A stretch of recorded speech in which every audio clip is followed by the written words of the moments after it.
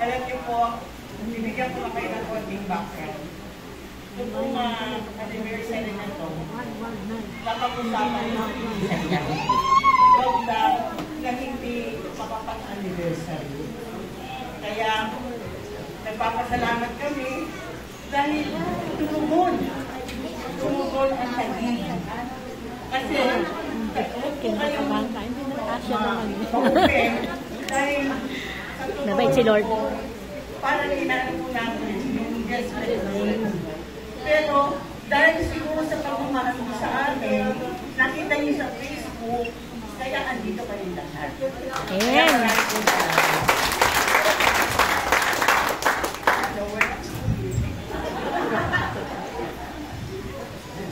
Ganyan po na talaga ang 76 years old. Yan na ito. Alam ko, 13 na yung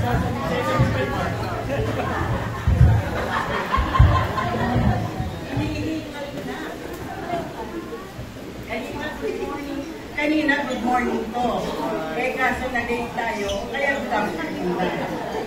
Kapatayin ko na ito. Kahit ginawa ko, ano na ako, eh, nung unang nag-aaral ako, Roman na ako. Eh, ngayon, nagturo ako, Roman na ako. Pero, ngayon, retired na ako, wala na, nasa row 4 na ako. Good afternoon, everyone. And happy 39th anniversary to our Jessamine family.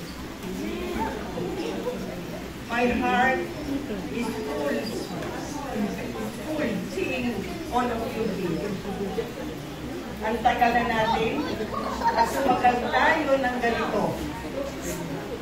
Pinagbuklod tayo ng pagkakaibigan na ang layunin ay pagtibayin ang pamilya, gabayin ang ating pananampalataya sa may kapal.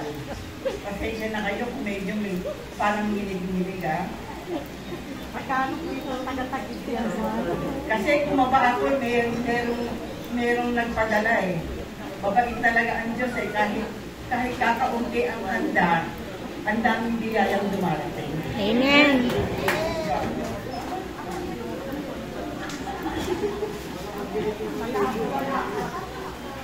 Today truly is a very special day as we welcome back friends and family to our community. Once a just met is a just met. Our friendship and that love and faith that binds us defy time and distance.